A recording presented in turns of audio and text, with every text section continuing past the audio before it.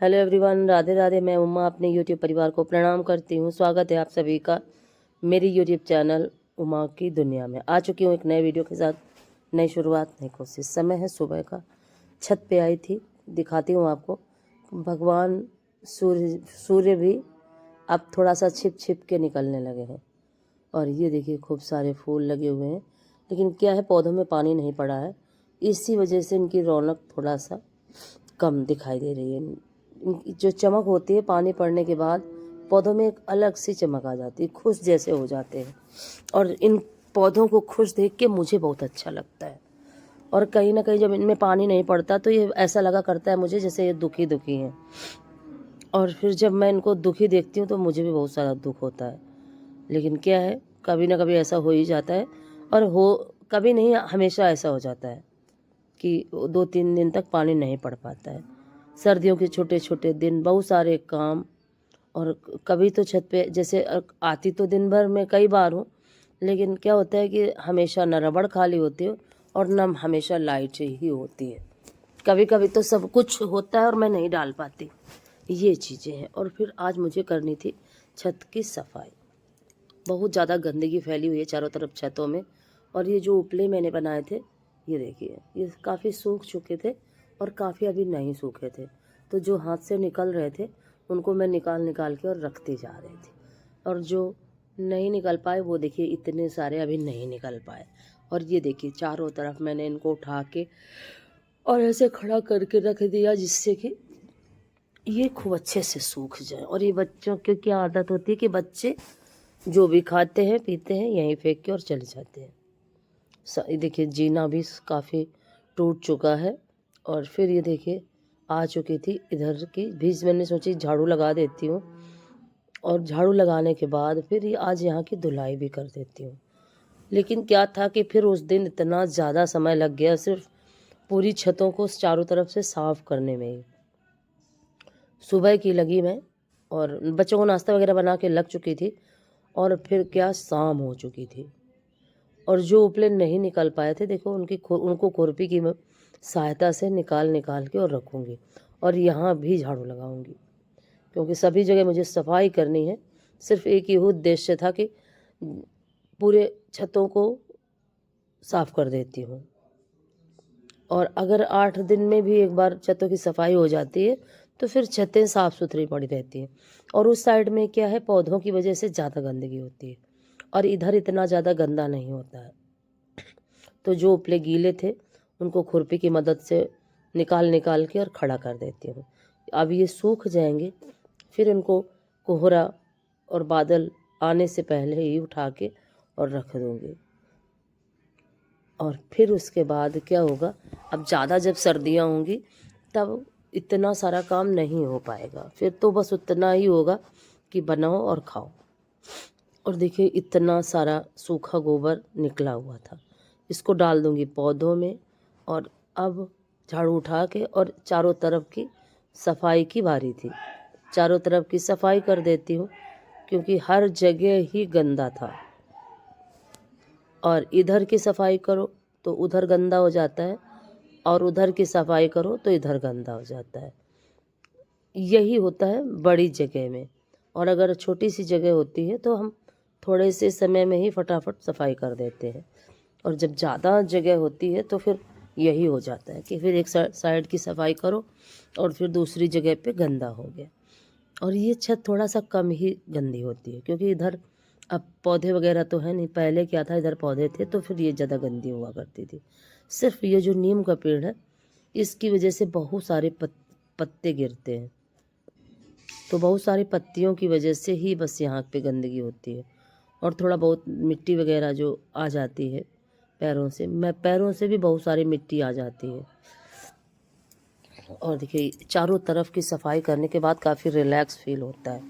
जब हमारा घर हो, छत हो, बाहर हो, कहीं भी हो, जब हमारा परिवेश जिस उसमें रहते हैं, तो वहाँ की सफाई करने के बाद काफ़ी सुकून सा मिलता है। वही सुकून मुझे मिल रहा था। हालांकि बहुत लेट हो चुका था, शाम होने वाली थी, सूर्य भगवान ढलने ही वाले थे। और सुबह निकलने के साथ ही काम शुरू किया और सब करते करते पूरा दिन और शाम हो चुकी थी और अभी मैंने नहाया नहीं था। बच्चों को नाश्ता बनाने के बाद बस सिर्फ यही सोच के लग गई थी कि आज ये सारे काम बिल्कुल मुझे फाइनल करने हैं। कुछ जो तुलसी के पौधे सूखे थे वो टहनियाँ यहाँ रखी हुई थी सूखी, फिर मैंने सोचा कि इनको तोड़ के और एक जगह पे रख देती हूँ। जैसे ही बच्चे गंगा स्नान के लिए जाएंगे तो वहीं विसर्जित करवा दूँगी। और ये देखिए खूब सारे पत्ते गमलों के बीच में घुस जाते हैं जिससे कि और भी ज़्यादा गंदगी फैलती है।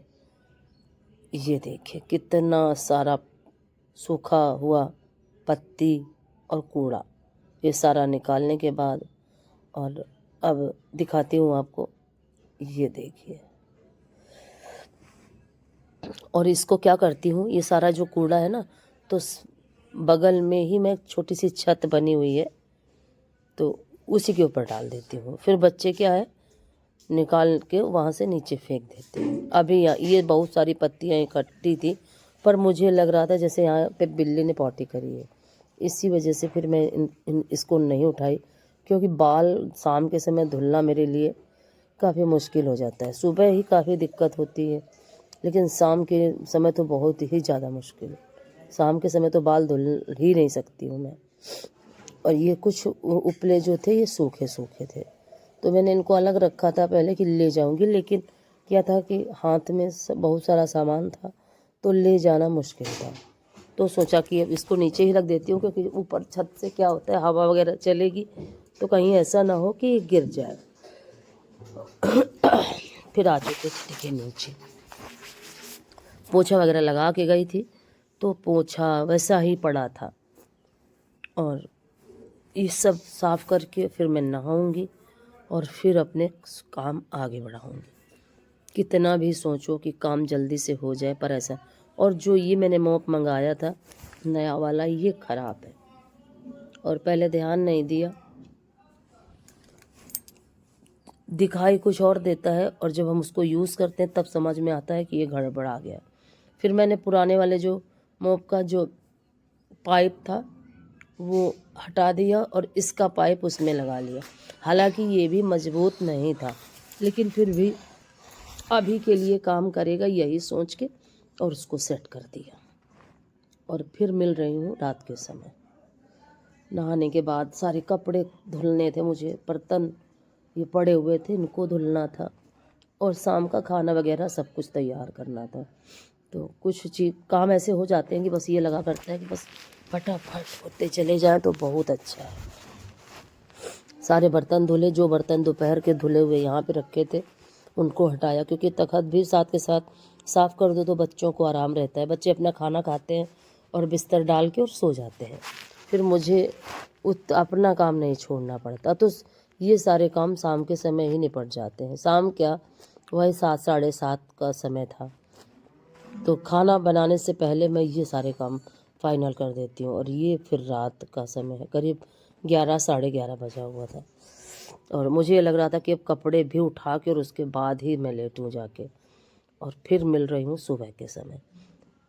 और जो कपड़े रात में मैंने धुले थे वो नीचे ही डाल दिए थे, फिर मैं उनको लेके छत पे आ गई।